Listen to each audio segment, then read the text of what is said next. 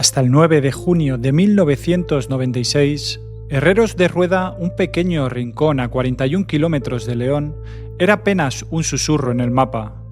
Hogar de tan solo 26 almas, entre ellas Jesús Andrés Iglesias. La vida allí transcurría entre la calma y el esfuerzo del campo, interrumpida solo por las visitas de vecinos, ganaderos y algún pariente durante la procesión del Corpus Christi. El resto del año, el pueblo se envolvía en un silencio pesado, rotos por saludos mudos y rencores callados, herencias de antiguas peleas por terrenos y animales que enrarecían el ambiente. Pero todo cambió cuando Jesús, armado con su escopeta de caza, desató un caos que puso a Herreros en boca de todos en España. De la noche a la mañana, la calle Real se vio arrasada por una avalancha de periodistas y cámaras, un torbellino mediático que los pocos habitantes no supieron cómo digerir. Nadie entendió qué llevó a Jesús a apretar el gatillo, ni mucho menos cómo su tranquilo pueblo se convirtió en un circo de flashes y rumores en cuestión de horas. Hola a todos, ¿qué tal estáis? Hoy, 20 de marzo de 2025, estamos a las puertas de la Semana Santa y no hay mejor momento para traeros una historia que empieza con una procesión y se convierte en algo que nadie esperaba. Os llevo a Herreros de Rueda, un rincón perdido a 41 kilómetros de León, donde apenas 26 personas, entre ellas Jesús Andrés Iglesias, vivían en una calma casi eterna. Allí el campo y el silencio lo eran todo, hasta que dejaron de serlo. En este vídeo os cuento cómo este pueblo pasó de ser un susurro a un grito que resonó por toda España. ¿Qué pasó aquel 6 de junio para que todo cambiara? Lo vamos a descubrir juntos paso a paso. A los fieles seguidores del canal, gracias por estar siempre ahí.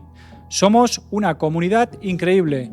Vuestros likes, comentarios y suscripciones hacen que esto siga creciendo.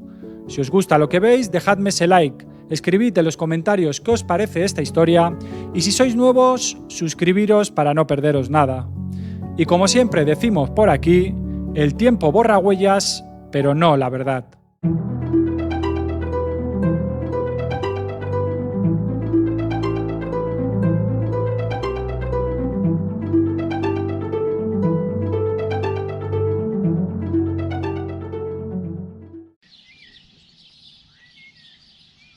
Era el domingo 6 de junio de 1996 y el reloj marcaba las 7 horas de la mañana cuando los primeros rayos del sol rozaron las casas de Herreros de Rueda, un pueblo perdido a 41 kilómetros de León.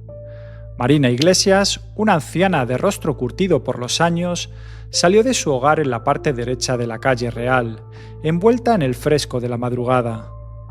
La procesión del Corpus Christi estaba a punto de comenzar, y para ella era un día sagrado, una ocasión para engalanar el pueblo y recibir a esos familiares que rara vez pisaban esas tierras olvidadas. Quería que todo estuviera perfecto, desde las flores en las ventanas hasta el brillo de la cruz que don Calixto, el párroco, llevaría en alto junto a la imagen de Cristo crucificado. Al cruzar la estrecha calle, apenas un suspiro de 3 metros, se topó con su sobrino, Jesús Andrés Iglesias, un hombre solitario desde que su madre y su hermana lo dejaron atrás. Jesús no era de saludos ni cortesías, siempre con la mirada esquiva, pero esa mañana algo cambió.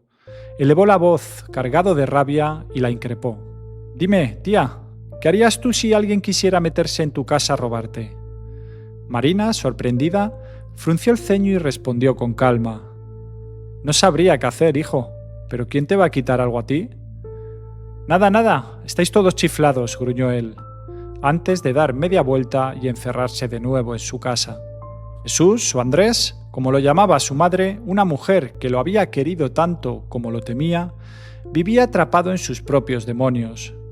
El año anterior había vendido su ganado gritando por la calle Real: «Ya nos envenenaré la leche, tranquilos», una frase que resonó como un eco extraño entre las paredes de piedra. Su primo Ángel, el hijo de Marina, llevaba meses inquieto por sus rarezas. Andrés insistía en que lo perseguían, que le robaban, que el pueblo entero lo ignoraba. Sus palabras y sus gestos, cada vez más impredecibles, pintaban un retrato de alguien que se desmoronaba en silencio.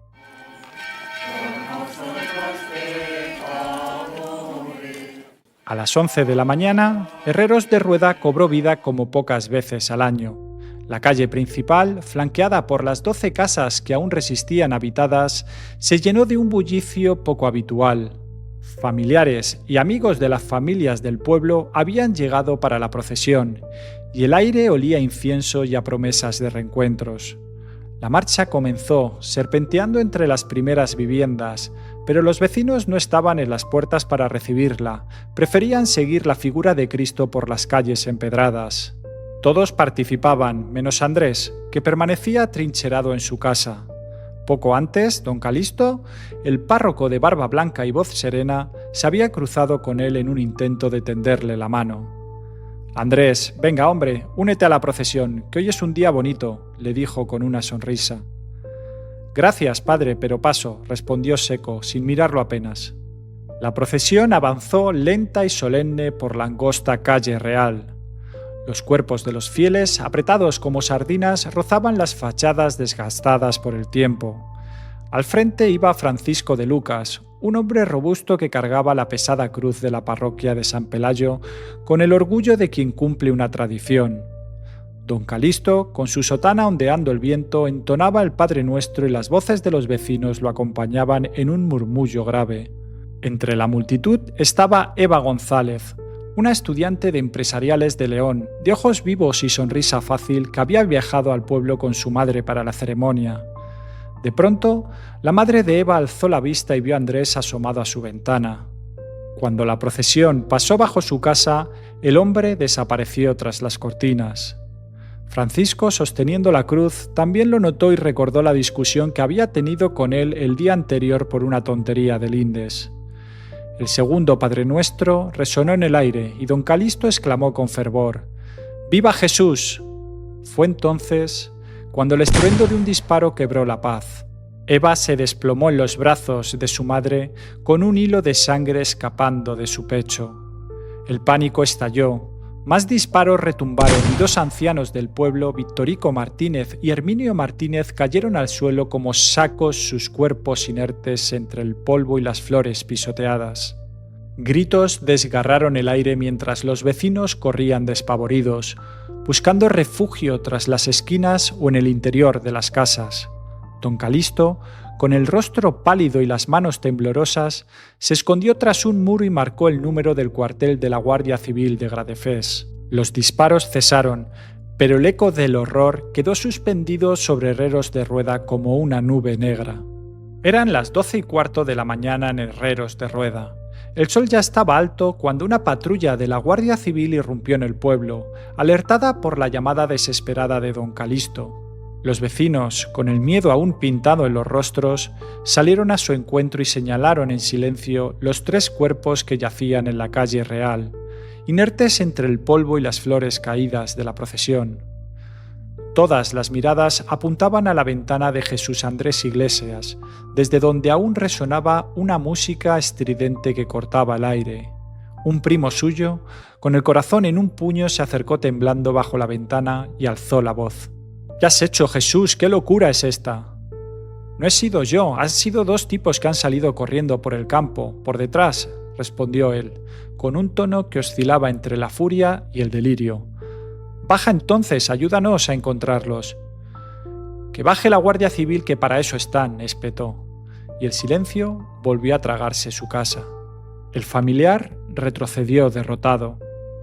Los agentes Rafael Díez y Pablo Álvarez, con las manos temblorosas pero firmes, se aproximaron a los cuerpos para intentar socorrer a los heridos que aún gemían en el suelo. Pero apenas dieron unos pasos, la ventana se abrió de nuevo y Jesús reapareció escopeta en mano. Una ráfaga de disparos rompió el aire.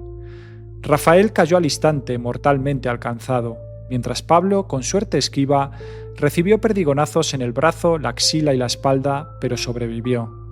Ya no había dudas. Jesús era el responsable, un peligro que acechaba a cualquiera que osara acercarse. Entre los vecinos corrió un murmullo de terror y resignación. Todos habían visto venir algo así. Algún día la va a liar, decían en voz baja desde hacía meses. Su tía Marina, con lágrimas de impotencia, había suplicado el año anterior que le quitaran la escopeta, después de aquella noche en que salió disparando al cielo, gritando como poseído por un demonio invisible. Pero nadie actuó y el pueblo pagó el precio de su indiferencia. Eran ya las 13:30 horas en Herreros de Rueda. El miedo seguía aferrado a las almas de los supervivientes. Nadie se atrevía a pisar la calle real, donde los 4 cuerpos seguían tendidos, mudos testigos de la tragedia. Los llantos se mezclaban con el silencio, mientras las familias escondidas en sus casas se preguntaban si sus seres queridos estaban entre los vivos o los muertos, impotentes para acercarse. Una segunda patrulla llegó al pueblo, esta vez del Seprona, alertados por el caos que se extendía por radio. Jesús, atrincherado en su hogar, parecía en calma, como si nada hubiera pasado. En su casa guardaba 40 litros de zumo de naranja, su obsesión líquida, comprados en el supermercado de Gradefes días antes. Estaba listo para un asedio. Los nuevos guardias, con la prudencia de quien conoce el peligro, gritaron desde la calle hacia su ventana suplicando: «Por el amor de Dios, déjanos ayudar a los heridos». «Claro, claro, adelante», respondió él con una voz que sonaba burlona. Pero apenas los agentes dieron un paso hacia los cuerpos, la ventana se abrió de golpe y Jesús descargó otra ráfaga de perdigonazos. Esta vez los guardias estaban preparados, se protegieron tras unos contenedores que los vecinos habían arrastrado a la calle y los disparos rebotaron con un eco metálico. Sin dudarlo respondieron al fuego, apuntando a la silueta que se recortaba tras las cortinas. De repente el ruido cesó. Un silencio pesado se apoderó del pueblo. Los agentes, con el aliento contenido, tomaron una escalera prestada por un vecino y treparon hasta la ventana. Lo que encontraron fue a Jesús Andrés Iglesias desplomado, con la vida escapándosele entre jadeos. La pesadilla había terminado. Algunos vecinos, ciegos de rabia, intentaron irrumpir en la casa para descargar su furia sobre el cuerpo del asesino, pero los guardias los detuvieron con firmeza. «Está muerto, dejadlo ya». Entre lágrimas y suspiros, recogieron los cuerpos de sus familiares mientras los agentes cargaban el cadáver de su compañero Rafael. Sobre el suelo, donde las tizas marcaban las siluetas de las víctimas, alguien dejó velas de la procesión aún encendidas y ramilletes de flores arrancadas del caos. El pueblo se encerró en sí mismo, tratando de comprender lo incomprensible. Esa tarde, a las 3, el telediario llevaría el nombre de Herreros de Rueda a todos los rincones de España como una herida abierta en la memoria colectiva. Mientras tanto, a las 15:30 horas en Madrid, el ambiente en el equipo estaba cargado de fastidio.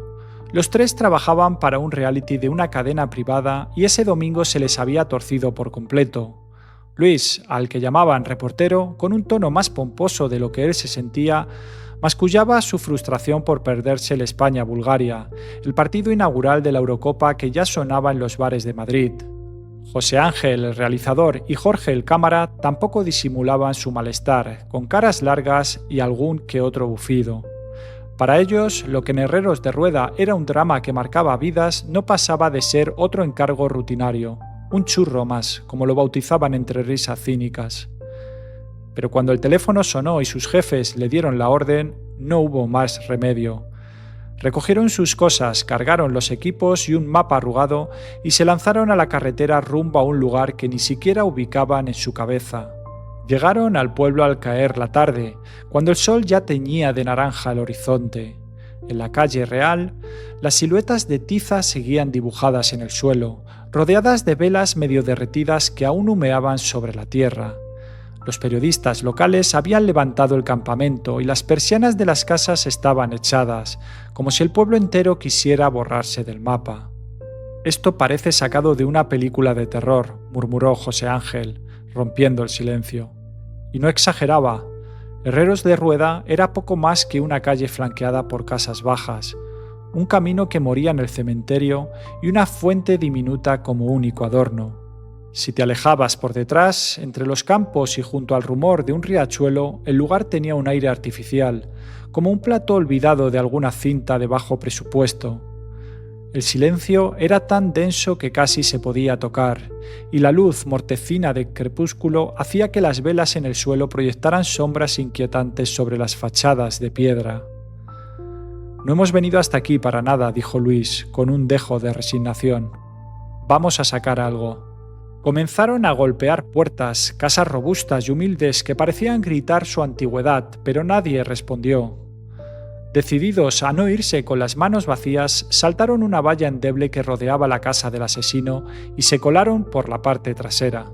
Sabían que unas imágenes jugosas, un charco de sangre fresca, un vistazo al interior del caos, serían oro puro para la audiencia. Un éxito así les garantizaría más publicidad para la cadena y con suerte unos meses extra de contratos precarios que apenas les daban para sobrevivir. Abajo solo encontraron un establo pequeño, con olor a heno viejo y estiércol, y la planta superior estaba cerrada a cal y canto. Frustrados siguieron probando suerte hasta que, en la casa de Marín Iglesias y su hijo, los últimos familiares de Jesús Andrés en el pueblo, alguien entreabrió la puerta. Jorge no perdió un segundo. Apuntó el foco directo al rostro de Marina, que parpadeó deslumbrada, mientras José Ángel encendía la cámara. «Él fue el pilar de su casa durante años», dijo la mujer, con la voz quebrada por el peso de los recuerdos. «Esto también es una desgracia para nosotros. Lo sentimos mucho por la chica, pobrecita, que venía a ver a sus padres y estaba estudiando». Ahí estaba, un fragmento humano de la vida de Jesús, un joven que tuvo que madurar a la fuerza tras la muerte temprana de su padre, cargando con el sustento de su familia. Luego vinieron los roces con su madre y su hermana, que terminaron abandonándolo en aquel rincón perdido, dejándolo solo con sus demonios. Con eso en la lata, el trío dio por buena la jornada. Pusieron rumbo a León, donde les esperaba una cena abundante y una noche en un hotel decente, cortesía de la reserva hecha desde Madrid. El trabajo estaba hecho, ahora solo quedaba montarlo y venderlo. El amanecer trajo un aire distinto a Herreros de Rueda. La calle Real, antes silenciosa y herida, hervía de actividad.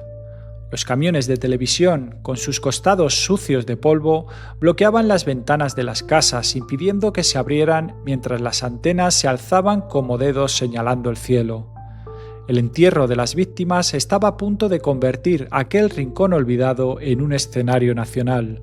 Los periodistas, con prisas y olfato de carroñeros, husmeaban entre las casas bajas en busca de trofeos, fotos del asesino o de las víctimas. Las ofertas corrían como el viento entre los campos de trigo. 15.000 pesetas por un retrato del loco, 5.000 por imágenes de los fallecidos. En la casa del antiguo alcalde, padre de Eva González, al fondo del pueblo, las puertas se cerraron con un golpe seco ante semejante despropósito. Para los reporteros, aquel lugar era un páramo insoportable, ni un bar donde tomarse un café y cotillear con los lugareños. La mayoría de los vecinos, aun con el alma en vilo, ofrecían sus versiones de lo sucedido, sinceras y temblorosas. Pero a kilómetros de allí, en el cuartel de la Guardia Civil de Gradefés, donde lloraban la pérdida de Rafael Díez, un agente examinaba con ceño fruncido una libreta hallada en la casa de Jesús Andrés Iglesias. Entre garabatos sobre compras de vacas y tareas del campo, las palabras del asesino destilaban una mente quebrada. El pueblo está cercado por enemigos. Agarraré la escopeta y escaparé por el sendero trasero. Los enemigos avanzan.